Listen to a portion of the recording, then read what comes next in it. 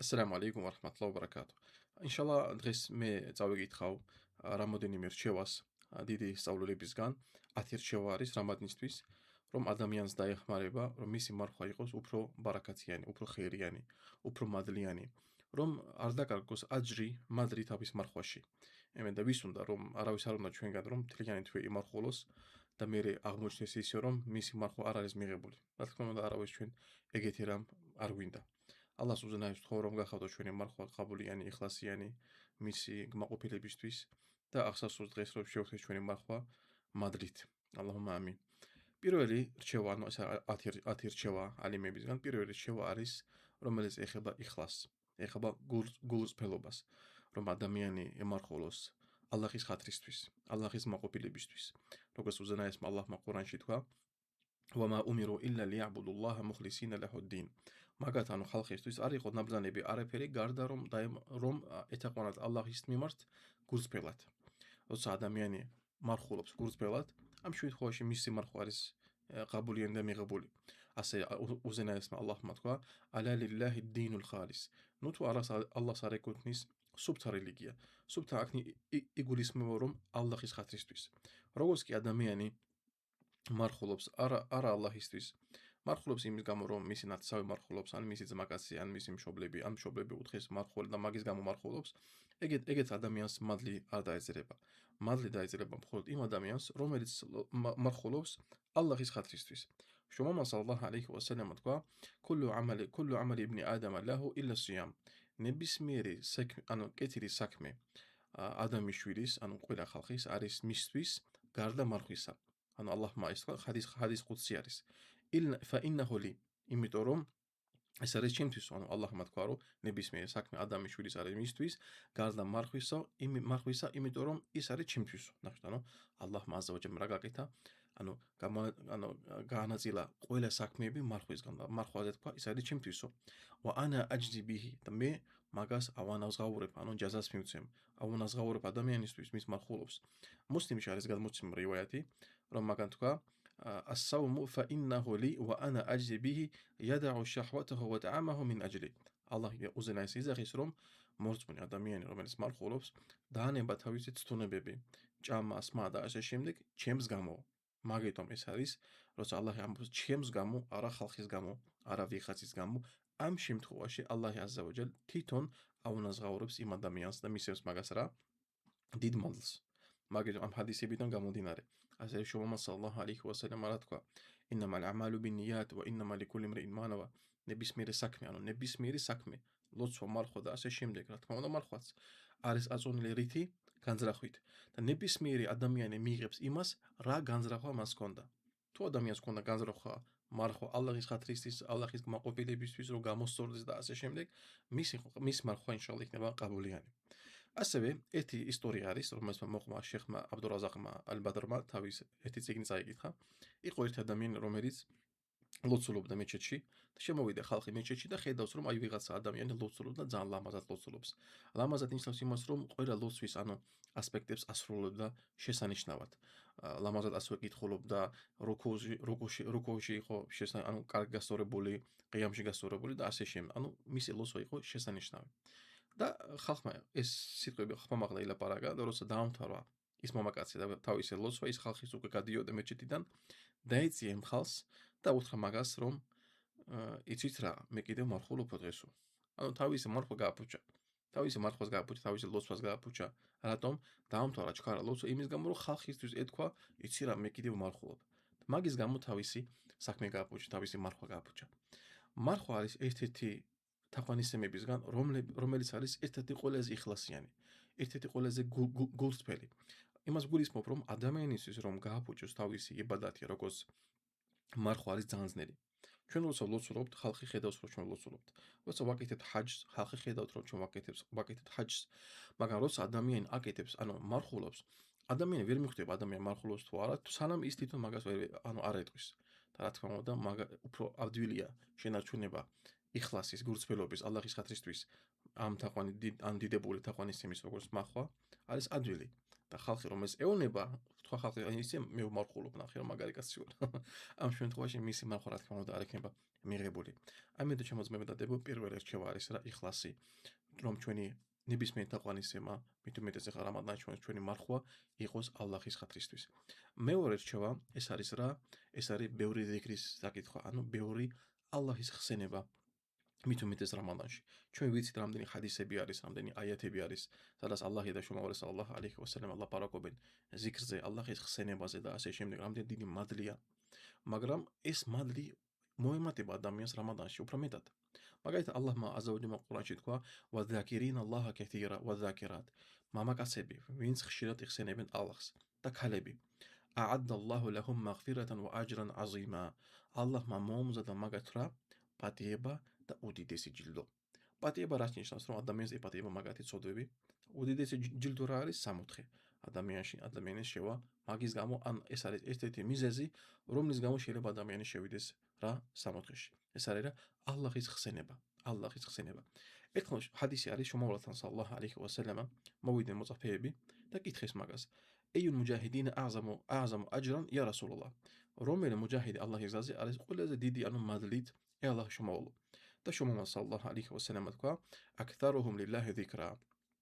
ისინი, ვინც ყველაზე მეტად იხსენებს ალლაჰს, ანუ ყველაზე მეტად ალლაჰს იხსენებს თავის ზიქრებში, ყურანს კითხავს და ასე შემდეგ. მერე გააგზავნეს საჰაბები და კითხეს: აიუსა იმენა ააზამუ აჯრა. და რომელი მარხული ადამიანია უფრო დიდი მადლით? ანუ მაგალითად, ბევრი მარხული ადამიანია, სიტყვაზე 100 კაცი ყველა მარხულობს. მაგათგან რომელია უფრო დიდი მადლით ალლაჰის წინაშე? და შუმავალ სალალლაჰუ ალეიჰი ვასალამ თქვა: აკთარუჰუმ ლილაჰი ზიქრა. ის, ვინც ყველაზე მეტად რა, ანუ იხსენებს ალლაჰს. აქედან ჩვენ ვხედავთ, ასევე ალიმებმა თქვის, ნებისმიერ საქმეში, თუ ადამიანი იმ საქმეში აკეთებს უფრო ბევრ ალლაჰის ხსენებას, მაგას აქვს უფრო დიდი მადლი. ავიღოთ მაგალითად ორი ადამიანი, ორი ძმა, ორი ტყუპი, უფრო დავაზუსტოთ, ორი ტყუპი, ორივე მარხულობს. ერთად ისყებენ სოჰორს, ერთად იფტარს ხსნიან, ყველაფერს აკეთებენ ერთად, ერთად მიდიან თარავიჰზე და ასე შემდეგ. მაგრამ განსხვავება მაგას შორის რა არის? ერთი ძმა იხსენებს ალლაჰს უფრო ხშირად, მეორე ძმა უფრო ნაკლებად ვიდრე ის. ალლაჰის წინაშე ის ადამიანი უფრო ახლოს არის ალლაჰთან, ვიდრე ის მეორე და უფრო დიდი მადლი აქვს ეგეთ ადამიანს. ასევე ალიმებმა თქვეს, რომ სწავლულებმა თქვეს, რომ ამ რამაdáნის თვეში არის ძალიან არასასურველი, რომ ადამიანი გაატაროს ეს მარხვა ძილში. ან ისეთ რაღაცებში, რაც მაგას არანაირ ხერს არ მისცემს. როგორც მაგალითად თამაშების თამაში, ფილმების ყურება, სერიალების ყურება, როცა ეს არის ძალიან ძვირფასი დრო, როცა ჩვენ შეგვიძლია მარხვის დროს რაღაც ახალი შევისწავლოთ, ყურანის კითხვა ვისწავლოთ, ვინც ისის ყურანის წაიკითხოს, იმიტომ რომ ყველაზე დიდი ზიქრი ალლაჰის წინაშე ეს არის ყურანის კითხვა. მაგაზე დიდი ზიქრი არ არსებობს ისლამში. ამიტომ კიდევ გავიმეორებთ, რომ ყველაზე დიდი ზიქრი ალლაჰის ხსენება ეს არის ყურანი, ყურანის კითხვა. მაგითომ იმ ხალხისთვის, ვინც არის ის ყურანის კითხვა, რამდენად მაგათთვის არის мотиваცია, რომ ისწავლონ ყურანის კითხვა. და იმ ხალხისთვის, ვინც იცის ყურანის კითხვა, რამდენად მაგათთვის დიდი мотиваცია არის, რომ წაიკითხოს ყურანი ამ თვეში. სალაფებისგან იყო ზოგიერთი, რაც შეეხება ყურანის ფადლს, მაგასაც გავილოცოთ ახანში. მესამე რჩევა, რასაც თქვენ ალიმები, ეს არის მარხვა არა მარტო საჭმლისგან და სასმელისგან და თუ ადამიანი არის დაქორწინებული ცოლქმური ურთიერთობისგან, არამედ მარხვა ასევე არის ცოდვებისგან. ასევე მარხვა არის ცოდვებისგან. შუმავალ სალალლაჰუ ალეიჰი ვასალამ საჰი ჰადისში, რომელიც გადმოსცა აბუ ჰურაირამ, მან თქვა: მან ლამ იადა ყაულა ზურ. ვინც არ დაანებებს, ანუ ტყუილ ლაპარაკს, ვალ ამალა ბიჰი და მაგაზე მოქმედებას, ვალ ჯაჰლა და ჯაჰლს არ დაანებებს, ფა ლეისა ლილაჰი ჰაჯა ან იადაა ტაამაჰუ ვა შარაბაჰუ. ალლაჰს არ აშიდება, რომ ეგეთი ადამიანი დაანებოს რას? თავის საჭმელს და თავის სასმელს. ალლაჰს არ აშიდება. ეს რაც ნიშნავს, რომ ეგეთ ადამიანს მადლი არ მოილოდება. ანუ ადამიანი მარხულობს არა მარტო საჭმლისგან. ეს ანიშნავს, მარხვა ანიშნავს, რომ მხოლოდ მე უნდა დავანებო საჭმელი, სასმელი და всё, მით არაფერი. არა. ადამიანი უნდა ისოს თავისი თვალები, თავისი პირი, თავისი სასქესო ორგანოები, თავისი ნამოსი, რომ ცოდვები არ ჩაიდინოს. ისერეს თუ არ შეიძლება მაგ ცოდვების ჩადენა, რამადანში უფრო მეტად არ შეიძლება იმ ცოდვების ჩადენა. ადამიანს უნდა რომ მიიღოს მისი მარხვა, მისი რამადანი იყოს უფრო დიდი მადლით და არ იყოს ნაკლები მადლით ასასრულ დღეს, უნდა შეეცადოს რა დაანებობს ცოდვას თავი. და ის ადამიანი, რომელიც ესწრაფება, მირბის ცოდვების მიმართ რამადანში, ალლაჰი აზავაჯალ არ მისცემს ეგეთ ადამიანს მადლს რამადანისთვის. და თუ არ არის ადამიანისთვის, თუ არ არის ცოდვა ადამიანი, რომელიც წვალობს, ამის მერე და მე მის მართვა არ არის მიღებული. მაგითო როცა ჩვენ ვიღაცას შევეხებით, ვიღაცას მასზე ცუდად ლაპარაკობთ, ან ვიღაც ადამიანზე ცუდად ლაპარაკობთ, მის ზურგის უკან, ვიღაცა ხალხს ვაწყენინებთ, ანუ ჩვენს მიმართაც რაღაცა ცუდ ჩვენი თვალებით ცუდ რაღაცას ვუყურებთ, ხელებით რაღაც ცუდ რაღაცას ვაკეთებთ, ამით გვეკარგება რა ჩვენი მადლი. მერე შუმამა სალაჰ ალეიჰი ვასალამ ასევე სახი ჰადისში რომ ეს გადმოსაბუხვერე რომ გითხრა თავის მოწაფეებს ვინ არის ბანკროტიო, ნამდვილი ბანკროტიო. და მოწაფეები თქვის რომ ნამდვილი ბანკროტი არის ის ადამიანი, ვისაც არ აქვს არც ფული, არც ანუ სავაჭრო რაღაც, არაფერი მაგას არ აქვს. ანუ ეს არის ნამდვილი ბანკროტიო. შუმამა სალაჰ ალეიჰი ვასალამ გითქვა ჭეშმარიტად ნამდვილი ბანკროტი არის ის ადამიანი, ვინც მოვა აღსასრულ დღეს. რითი მოვა ნახეთ.